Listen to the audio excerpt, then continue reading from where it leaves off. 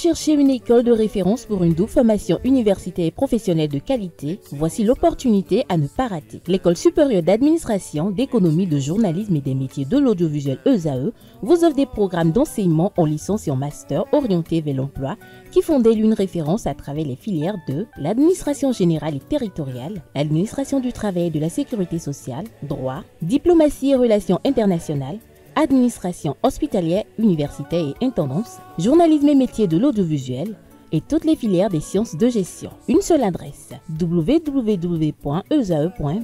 Rendez-vous dès maintenant sur nos campus ESAE Bedromende au numéro 90 93 65 21 ou au numéro 98 98 14 00. Paracourt sur le numéro 52 46 12 12. Aboumé-Calavi au numéro 52 88 44 44. Akpata au numéro 52 88 33 33. ESAE, l'excellence a un nom. Lundi 10 février 2025, mesdames et messieurs, bon après-midi, vous êtes sur ESAE Télévision et c'est Le Monde en 52 minutes. Nous allons décrypter l'actualité internationale cet après-midi. Je suis avec Hamzat Abdoulaye, expert en relations internationales. Bonsoir. Bonsoir Tatiana, bonsoir aux téléspectateurs et aux internautes qui nous suivent. Cet après-midi, la Côte d'Ivoire, une escale européenne et l'Iran s'invitent au débat en Côte d'Ivoire présidentielle 2025. Le président du PDCI-RDA, Tidjane Thiam, abandonne sa nationalité française. La date du 7 février 2025 restera gravée dans la mémoire de Tidjane Thiam, leader du PDCI-RDA. Oui, je pense que c'est dans la démarche de quelqu'un qui ambitionne être un jour président de la République de la Côte d'Ivoire. Et Tidjane Thiam, c'est un nom qui circule depuis plusieurs années avec son statut, avec surtout sa carrière très riche dans le milieu bancaire, dans le milieu des affaires, dans le milieu économique. Et il est connu pour être un stratège redoutable. Non seulement en Europe, mais également sur le continent africain. Et en Côte d'Ivoire, il est, je dirais, très peu connu dans la mesure où on l'a toujours assimilé à un Ivoirien de l'extérieur, à un Ivoirien de l'étranger. Mais aujourd'hui, il a porté son costume de futur candidat. Et dans cette démarche, je pense que renoncer à la nationalité française faisait partie des conditions sine qua non pour accéder un jour à ce perchoir en Côte d'Ivoire. Et je pense que dans cette démarche, il est sur le bon chemin. Alors justement, en décidant donc de renoncer à cette nationalité française et de garder exclusivement celle ivoirienne, est-ce que pour vous c'est un message fort qu'il est en train de lancer à certains Ivoiriens? Oui, clairement, parce que Tidjane Thiam, comme je le disais tantôt, a souvent été assimilé à ce qu'on appelle, à tort d'ailleurs, un Ivoirien de l'étranger, de la diaspora de façon plus classique.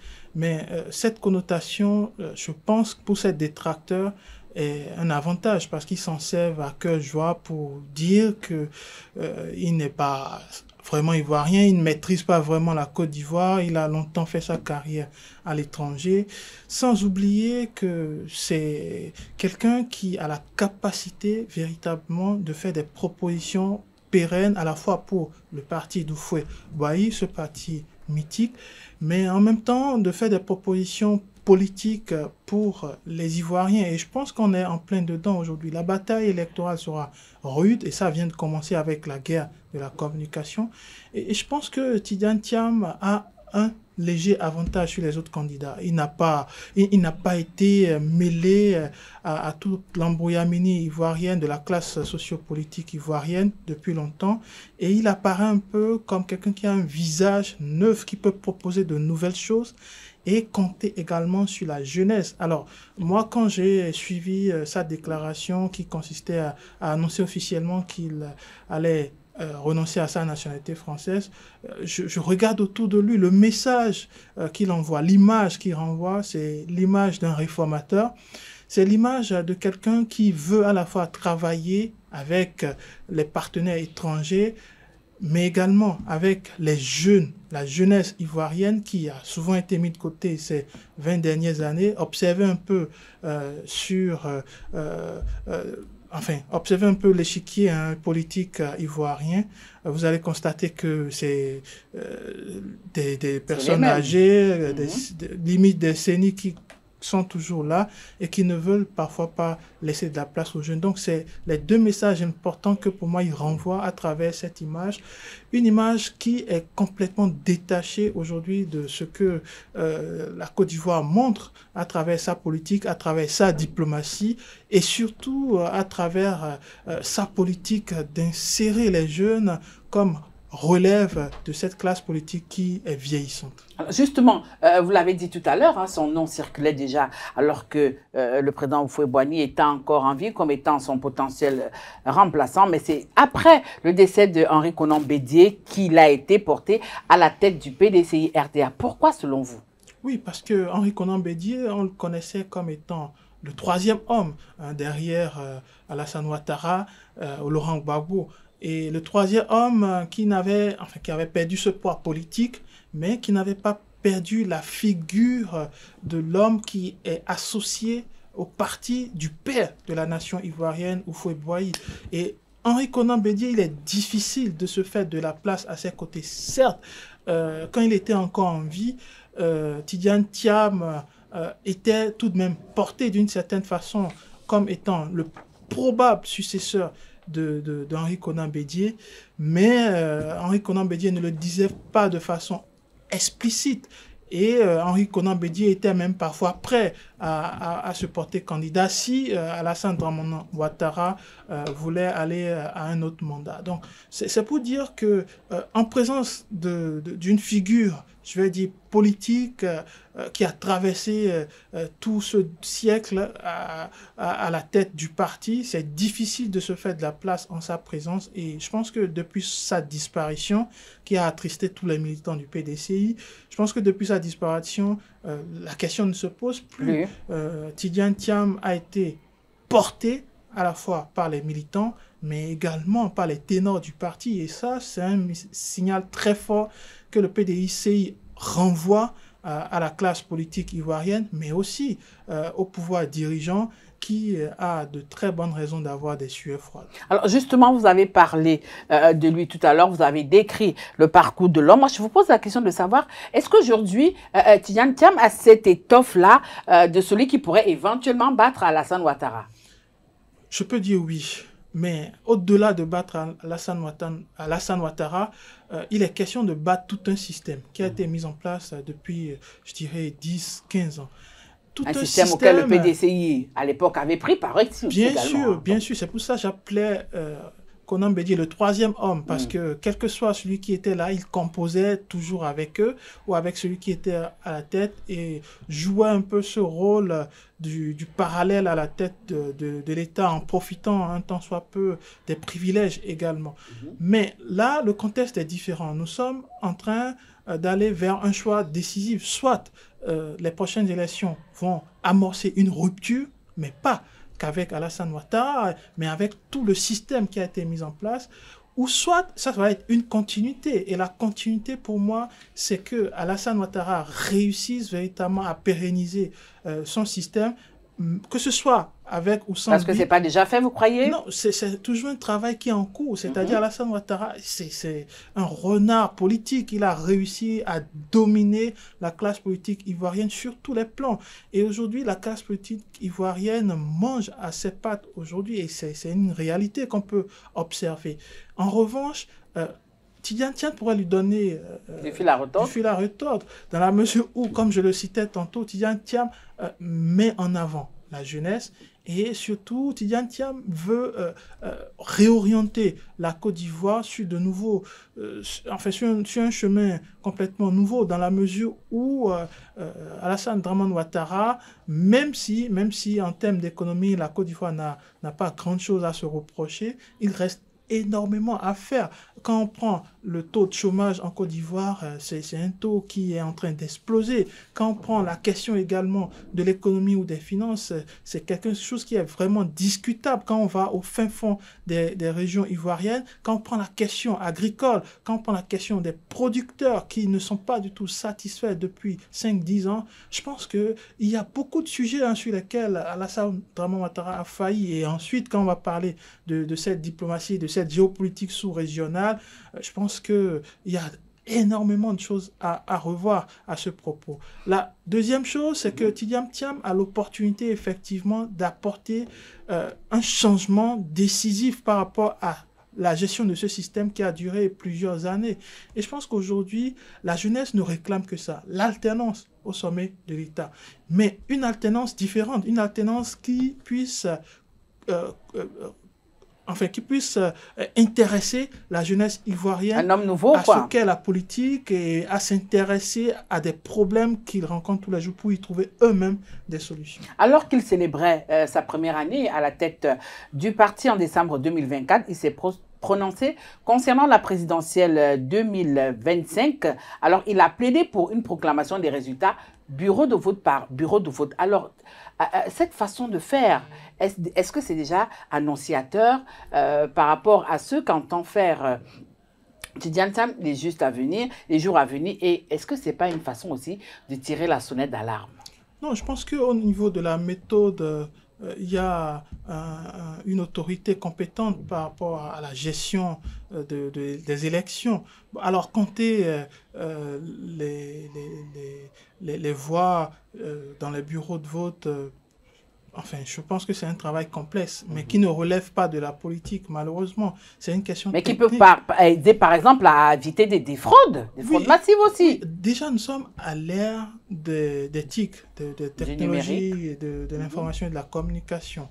Et c'est un constat qu'on peut faire à travers beaucoup de pays subsahariens en Afrique. C'est-à-dire, on ne veut pas évoluer en intégrant dans ce jeu électoral les nouvelles technologies de l'information et de la communication. On se pose énormément de questions. Pourquoi il n'y a pas une tentative, en tout cas, d'évolution de ce côté? On voit de très bonnes mesures des gouvernements dans ce sens, mais quand il s'agit des élections, tout le monde est bloqué en 1990. Et ça, c'est quand même dommage. Et je pense qu'il est important que des réformes puissent être amorcées. Je ne dis pas que la proposition de Tidjane Thiam est contraire au sens de la bonne démarche, mais je trouve qu'il y a une autorité qui est légalement instaurée, qui doit se poser les bonnes questions et qui doit se dire à quel moment et comment il faut apporter ce type de changement. Toutefois, j'insiste là-dessus, c'est une carence de ne pas associer les technologies au processus électoral en Afrique et particulièrement en Côte d'Ivoire où on sait l'importance du numérique dans le monde et des affaires, mais aussi dans le monde politique. Alors, pour sortir de ce sujet ivoirien, nous savons tous qu'il y a aussi Jean-Louis Billon qui est quand même sur le chemin de cette présidentielle, qui a des ambitions présidentielles. Alors, l'expert en relations internationales que vous êtes, comment entrevoyez-vous déjà les primaires au sein du PDCI-RDA? Alors, je pense que ça va enrichir le débat. Je pense qu'au sein du PDCI, avoir plusieurs figures qui puissent marquer une sorte de rupture avec ce qui se faisait sous Henri Konan Bédié, c'est un très bon signe pour cette jeunesse. C'est un très bon signe pour cette jeunesse qui rêve d'une alternance, non seulement au sommet de l'État, mais aussi au sein des partis politiques. Parce qu'il faut rappeler une chose, c'est que les grabataires sont aussi présents au sein des partis, des instances politiques. Et ça, il faut apporter un changement. Et ce changement ne peut pas venir sans débat, sans contradiction et sans opposition même au sein des partis politiques. Et je trouve que c'est une très bonne chose d'avoir de la rivalité. Ça fait vivre les partis politiques, ça enrichit le débat politique et ça donne de la matière effectivement à toucher pour les politiques, mais également pour les citoyens. Et la deuxième chose, c'est que plus vous avez d'opposition, plus vous avez de propositions au sein même d'une même famille politique, et plus votre programme politique s'enrichit, parce qu'à la fin, il n'y a qu'une seule personne qui sera retenue, Et cette personne retenue sera obligée de fédérer toutes les personnes contre qui il était opposé idéologiquement au sein du parti, en calquant parfois un certain modèle de ce que ses adversaires de ce moment ont proposé. Et ça enrichit son programme politique, ça enrichit le projet de société du parti. Et bien entendu, ça permet à ce parti de pouvoir mieux dominer une fois que son leader est instauré comme chef de l'État. L'escale européenne de cet après-midi nous conduit du côté de l'Espagne où il y a eu un sommet de l'extrême droite européenne. Analyse pour analyse, alors dites-nous un peu, Hamzat, le parti Les Patriotes for Europe a déposé les valises du côté de Madrid le week-end écoulé. Oui, je pense qu'on est face aujourd'hui à la montée de cette... Ce que vous avez toujours dénoncé sur ce plateau. Exactement. De cette politique très très à droite qui refuse l'immigration, qui priorise surtout un conservatisme très très très coloré. Et moi, je dénonce ça parce que nous sommes à l'ère de la mondialisation et adhérer à ce genre de principe, c'est une façon de se fermer la porte au monde. C'est une façon de s'enfermer et de rester entre soi. Et ça, c'est quand même dommage par rapport à l'avenir qu'on se disait être en train de construire depuis maintenant plusieurs années. Alors, est-ce que le continent européen doit avoir peur de ces principaux groupes d'extrême droite, aussi bien au niveau du Parlement, et surtout que cette force politique est quand même la troisième de l'institution européenne? Oui, je pense qu'il y a lieu aujourd'hui de se poser des questions par rapport à cette Europe, par rapport à cette Union européenne, par rapport à l'avenir de l'Union européenne, dans la mesure où aujourd'hui il y a une montée inquiétante du populisme un peu partout en Europe. Avant, on se disait, oui, les États de l'Est ont eu un passé qui continue de les hanter, en ce sens où les chefs d'État ou les chefs de gouvernement ont souvent des positions très très à droite, eu égard à cette histoire avec l'ex-URSS. Mais aujourd'hui, on parle même des États au sein de l'Europe de l'Ouest qui basculent de plus en plus à droite. Prenez un peu la constitution des assemblées, des parlements, en France, en Grande-Bretagne, en Italie. La tendance s'est renversée en 5-10 ans. Et ça montre un message significatif, c'est que le populisme est en train de s'installer. Et je pense que ça pourrait créer une implosion de l'Union européenne dans les prochaines années. L'Union européenne est très contestée aujourd'hui dans la mesure où elle paraît très peu équitable, elle paraît parfois comme une voix qui est au-dessus de la voix des peuples européens. Et ça pose véritablement problème parce que l'institution décide à la place des peuples, décide à la place des populations. Et c'est comme si l'Union européenne ne voulait pas entendre les plaintes des Européens. Et ça pose un problème fondamental. C'est-à-dire l'Union européenne est en contradiction totale aujourd'hui avec les aspirations parfois des populations.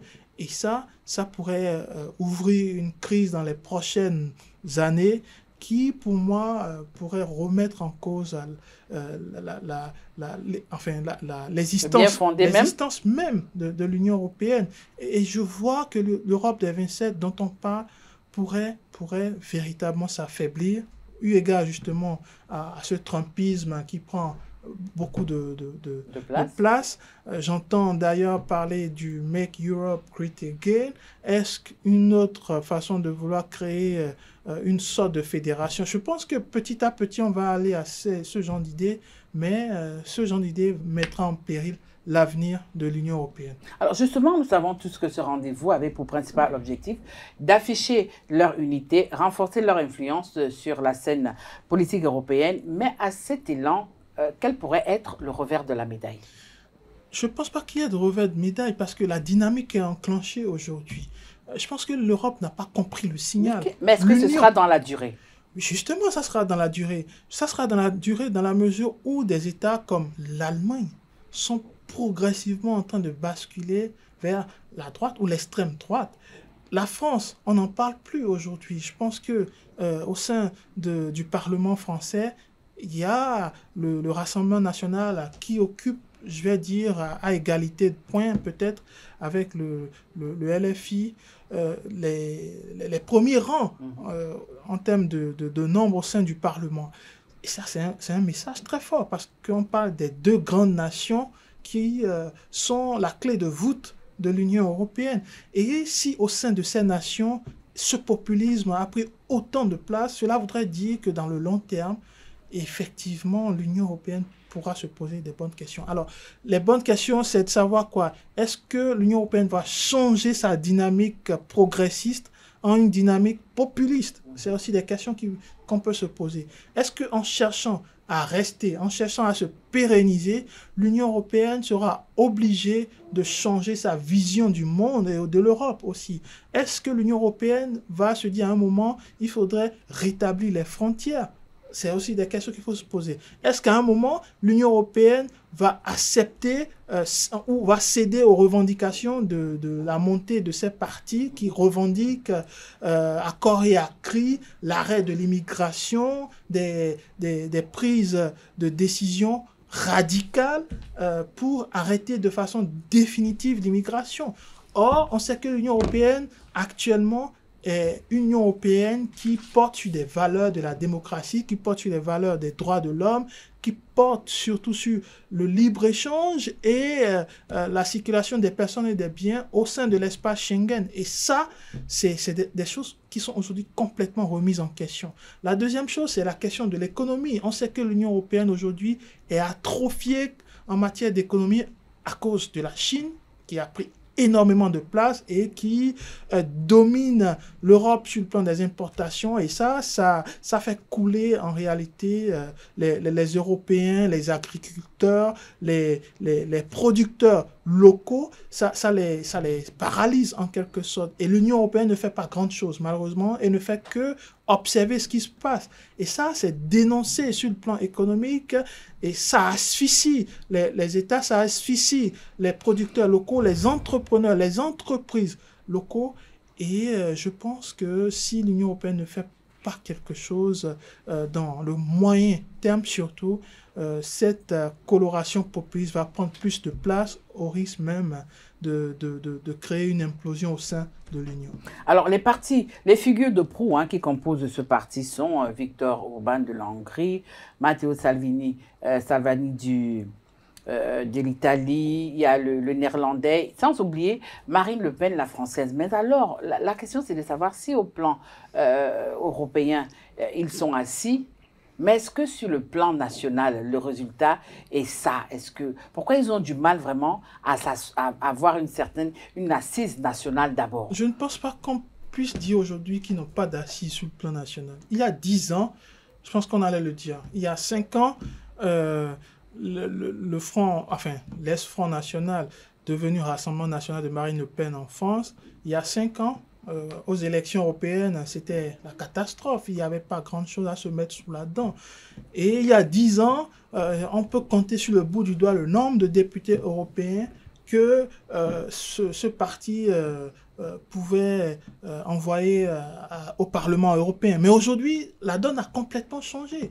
On parle de la deuxième, voire la troisième force politique de l'Union européenne en termes de pouvoir, de décision politique. Et ça, c'est un signal très fort.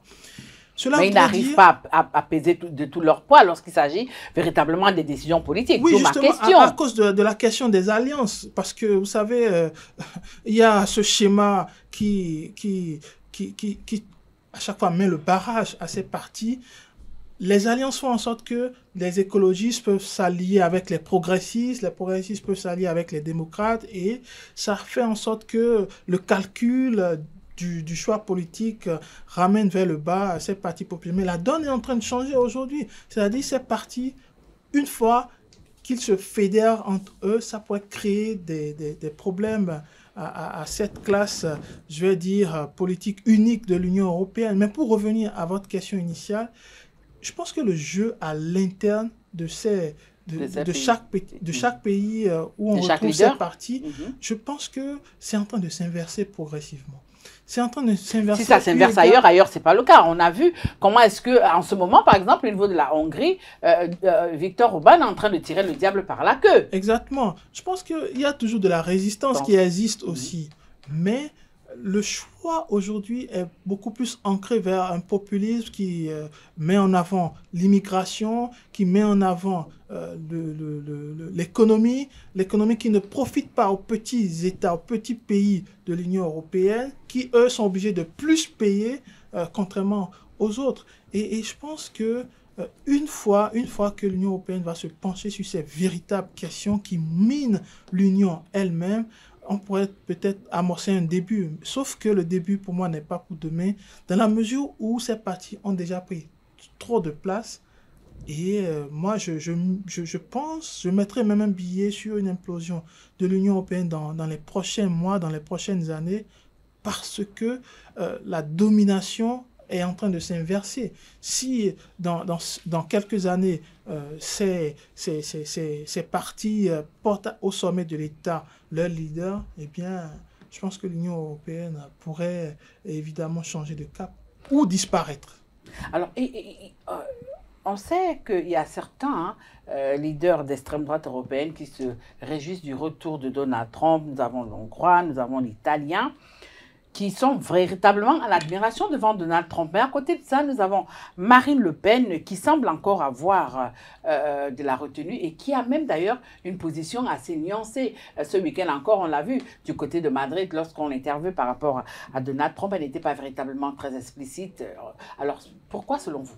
Non, je pense que Marine Le Pen, elle est dans une position très délicate. Ce n'est pas le même cas de Viktor Orban qui a depuis longtemps toujours célébré Donald Trump, sans pour autant avoir des problèmes chez lui. Mais je pense qu'aujourd'hui, Marine Le Pen est un peu dans un monde paradoxal où elle se dit annoncer de façon claire son intention de supporter Donald Trump par rapport à ces mesures, c'est une façon de se renoncer parce que on sait que les fondamentaux du Front National, de l'ex-Front National devenu Rassemblement National, c'est avant tout la France aux Français et pas la France aux Américains. Et je pense que les Français ont toujours dénoncé, après la Deuxième Guerre mondiale, la présence des Américains sur le plan économique, le pouvoir des Américains sur le plan politique, le pouvoir de décision parfois sur le plan politique,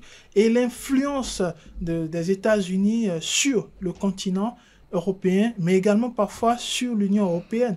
Et la guerre en Ukraine a démontré clairement que l'Union européenne, que les pays européens dépendaient en grande majorité des Américains. Et que va-t-il se passer si un jour Donald Trump change de cap vis-à-vis de l'Europe? Je pense qu'en étant dépendant aussi longtemps, eh bien, il pourrait en subir les conséquences. Et je pense que Marine Le Pen, elle est prudente par rapport à ce genre de choses. Elle est surtout prudente parce que la personnalité de Donald Trump est très versatile, est très clivante.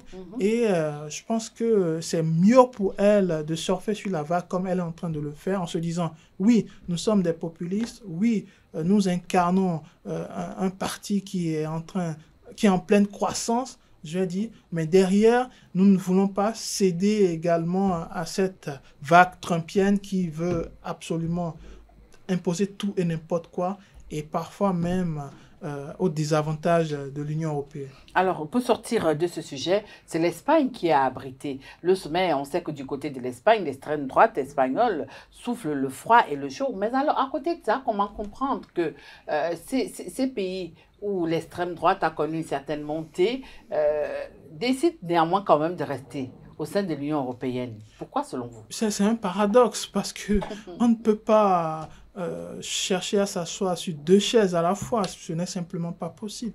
Je pense que derrière, l'Union européenne a des avantages certains. Des avantages par rapport au marché économique. Comme, bien sûr. Il y a des avantages certains. Il y a cette solidarité européenne sur le marché économique, sur le marché financier, qui bénéficie à tous les pays en réalité. Mais je pense que ces partis veulent un nouveau type d'Union européenne. C'est-à-dire, ils sont dans cette posture de garder les créances et de liquider le créancier. Dans la mesure où, une fois qu'ils vont prendre le contrôle de l'Union européenne, ils vont mettre des restrictions, par exemple, par rapport à l'immigration, et ils s'en foutent complètement des droits de l'homme ou de tout ce qu'il y a autour.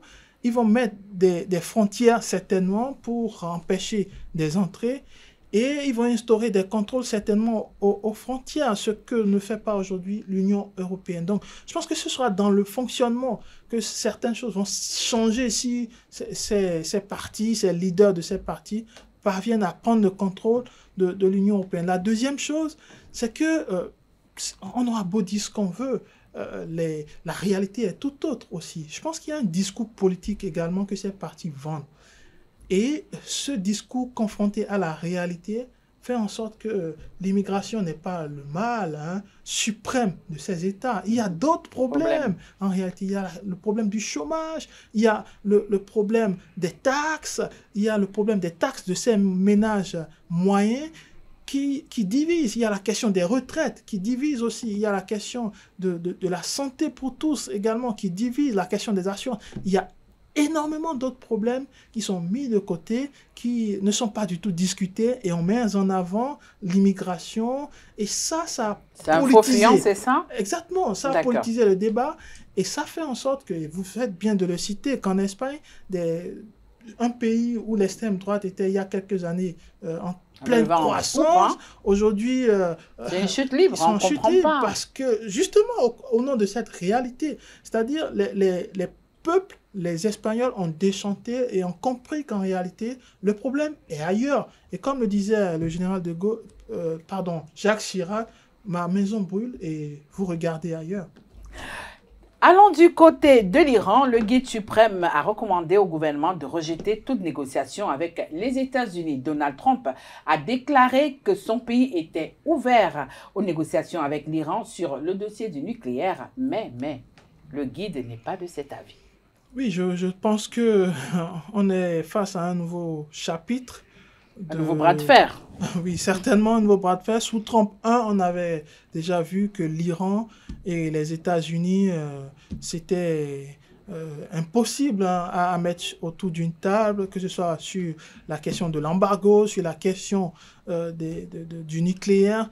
Il n'y a pas d'entente, il n'y a pas de possible collaboration. Et nous sommes dans cette dynamique parce que Trump avait déjà posé ses bases pendant sa campagne, que l'Iran va payer cher sa politique nucléaire et que lui, il ne veut pas négocier en position de faiblesse avec l'Iran.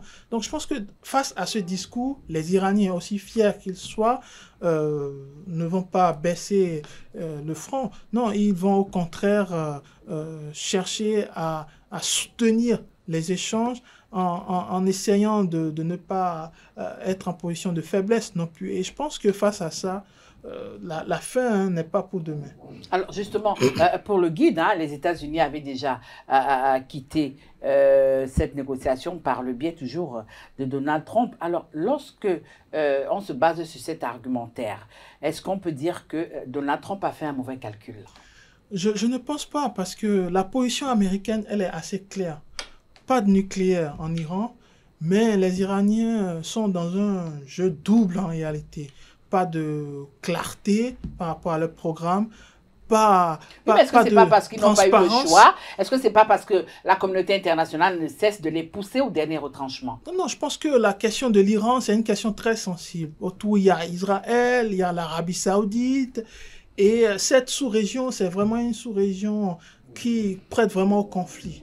Et peut-être pour eux, obtenir l'arme nucléaire, même s'ils disent que ce n'est pas leur intention, c'est une façon aussi d'équilibrer les forces au sein de la sous-région. Certes, une Iran qui a l'arme atomique, je pense que c'est un danger direct pour Israël, mais aussi pour l'Arabie Saoudite. Et Israël qui a une arme atomique, c'est pas un danger pour l'Iran? On pourrait le dire, c'est un danger permanent. Et je pense que c'est d'ailleurs la source de tout ce qu'il y a autour de ce conflit depuis les années 70. Je pense que il y a quelque chose qu'a développé le Fonds Otto Bismarck qui s'appelle l'équilibre de puissance. L'équilibre de puissance, c'est une théorie, une fois mise en pratique, qui permet d'équilibrer les forces et les pouvoirs. Si vous avez une arme et que j'ai la même arme, on s'équilibre en réalité, on se neutralise.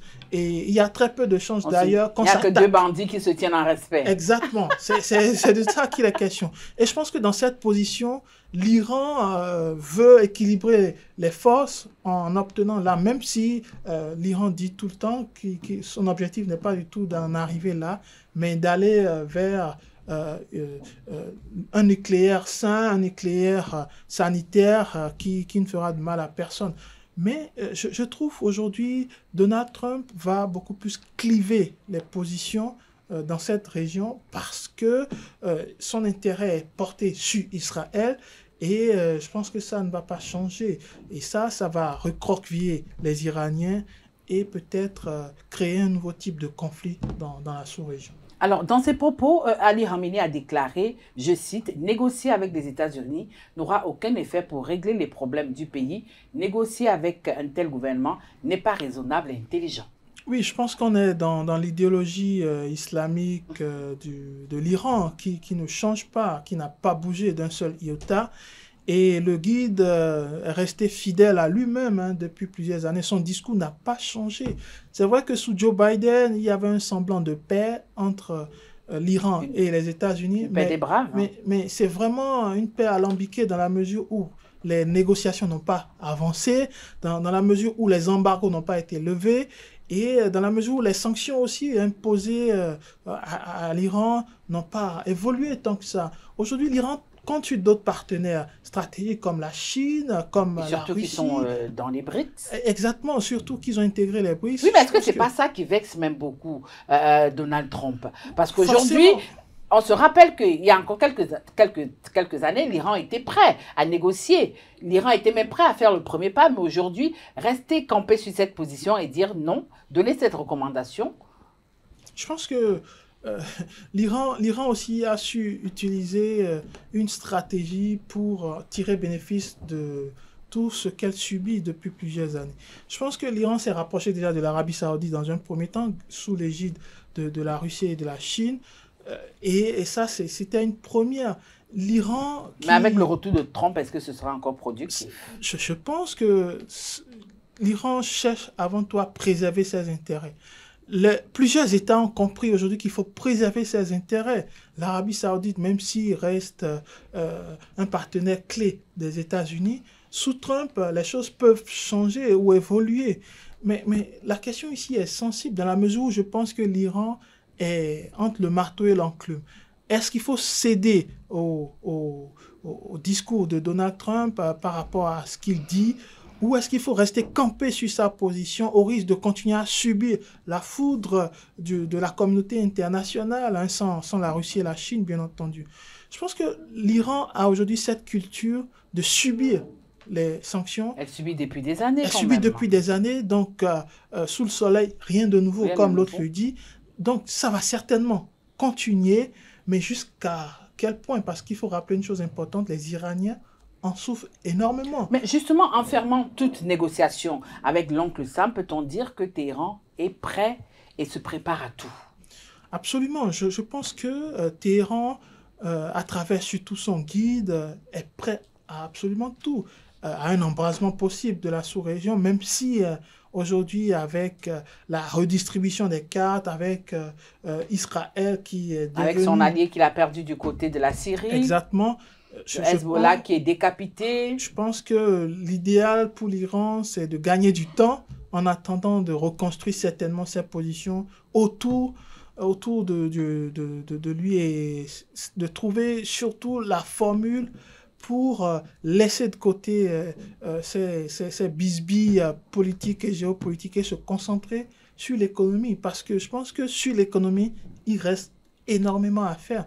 La question des BRICS, on n'en parle pas assez, mais avoir cédé aux BRICS, c'est se donner un nouveau souffle pour continuer à rester présent. Également, absolument, une nouvelle opportunité, un souffle nouveau pour continuer à avoir un peu d'oxygène à ce niveau et donner un peu de l'espoir et de l'espérance aux Iraniens. Alors nous avons un président modéré qui est du côté de l'Iran et nous savons que pour lui, il a misé gros sur cette négociation avec les États-Unis. Alors pour lui aujourd'hui, est-ce il va désobéir au guide? Est-ce qu'il va privilégier le bien-être des Iraniens? Dans ce bien-être, il y a également le guide qui en fait partie. Alors, quelle est la lecture que vous faites en tant qu'expert en relations internationales? Je pense que les Perses sont avant tout des patriotes, fidèles à l'histoire, fidèles surtout à ce qu'ils ont. Ils n'oublient pas en réalité, les Perses n'oublient pas, et même s'il a une posture de modéré vendue par les médias mainstream, je pense que le président aujourd'hui va rester fidèle aux Iraniens, va rester fidèle à la politique iranienne, va rester fidèle à l'histoire de l'Iran. Et dans ce sens, je ne pense pas qu'il puisse faire un pas pour chercher à... pour chercher l'amitié de Donald Trump. Je ne pense pas, parce qu'aujourd'hui, les Iraniens sont très clairs par rapport à leur position. Pas de discussion sans qu'on nous reconsidère dans ces échanges. Et la question du respect est très importante pour les Perses. Et ça, depuis plusieurs années, on peut le constater. Si en face, il n'y a pas ce respect, je pense que les négociations ne vont pas évoluer. Et qu'il soit modéré ou pas, il reste un Iranien avant tout. Et vous pouvez le constater, Donald Trump n'a pas à aucun moment parlé du président comme étant modéré et qu'il pourrait discuter ou dialoguer. Pour lui, blanc, c'est blanc. Avec lui. Pour lui, l'Iran reste l'Iran et ça n'a pas changé. Donc je pense que ça, le président va rester certainement modéré dans ses choix politiques à l'intérieur.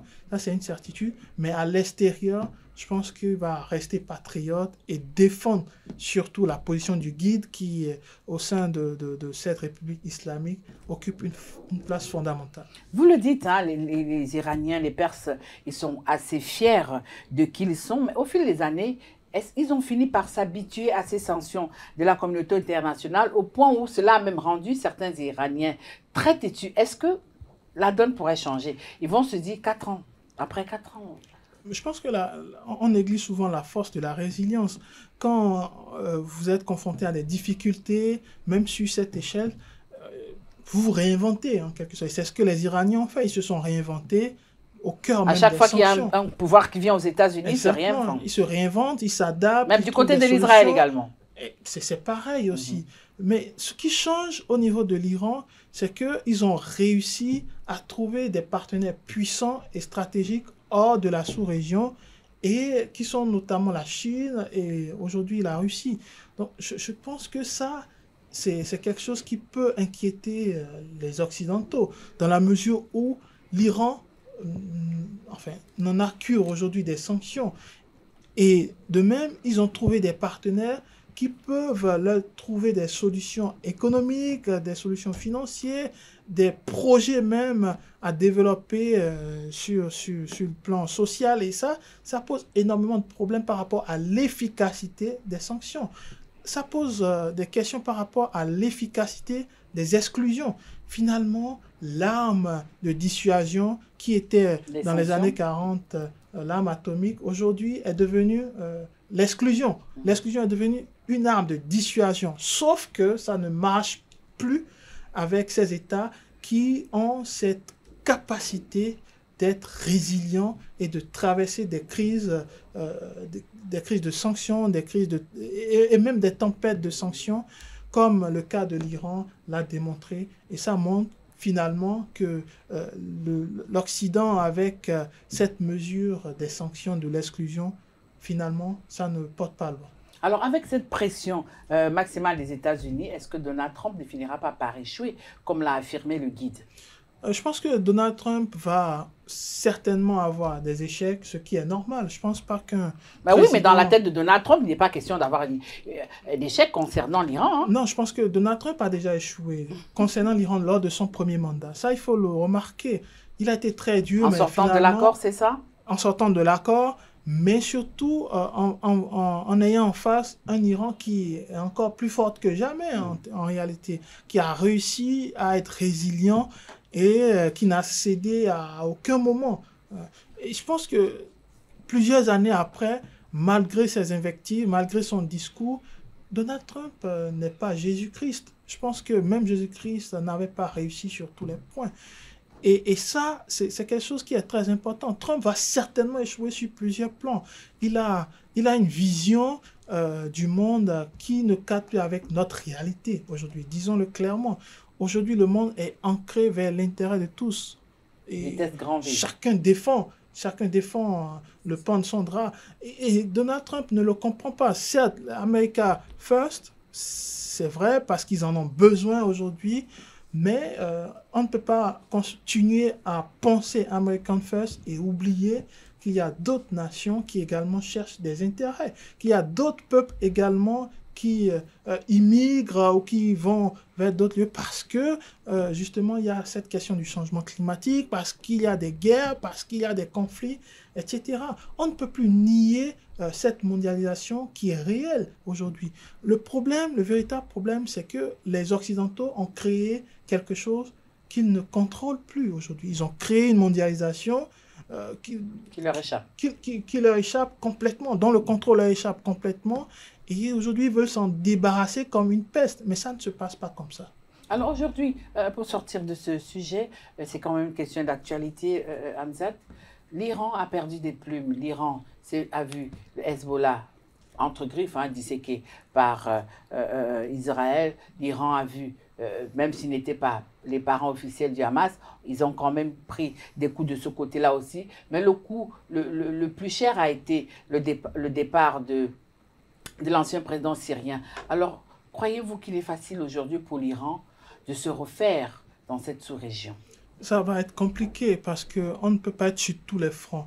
Vous savez, il y a quelqu'un qui dit si vous marchez dans tous les sens, vous ne pouvez pas faire un seul pas. Il est important pour eux aujourd'hui de se concentrer sur eux-mêmes parce que les positions en Syrie sont perdues, les positions au Yémen sont fragilisées avec les Houthis, les positions dans Gaza aujourd'hui sont réduites à quasiment rien du tout. Gaza que Trump envisage annexer. Exactement. Et sans oublier le Hezbollah au Liban aujourd'hui qui était, il y a quelques mois encore, la main armée de l'Iran en réalité. Donc je pense qu'eu égard à cette évolution de la situation géopolitique, l'Iran doit changer de stratégie, clairement. Une stratégie qui sera certainement ancrée vers l'Iran et qui ne va pas tenir compte aujourd'hui de bras armés à l'extérieur. Parce que s'investir dans ce combat à l'extérieur pourrait davantage... Les gardiens de la révolution qui sont également diminués. Donc. Exactement, ils ont été fragilisés à travers le temps, à travers surtout, je vais dire, l'influence aujourd'hui grandissante d'Israël dans la sous-région.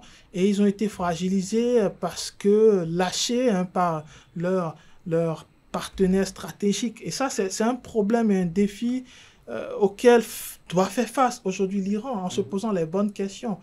Est-ce qu'il ne faut pas se recentrer sur soi, se concentrer sur soi et trouver des solutions pérennes pour pouvoir s'en sortir? Voilà, c'est avec cette intervention de mon invité que je mets un terme à notre émission de cet après-midi. Merci à toi, Hamzat. C'est toujours un plaisir, une cuvée de t'avoir sur ESA Télévision pour décrypter l'actualité internationale. C'est un plaisir partagé. Chers internautes, retrouvons-nous le lundi prochain pour d'autres actualités. Ça se passe tous les lundis après-midi sur ESA Télévision, la meilleure des web télé.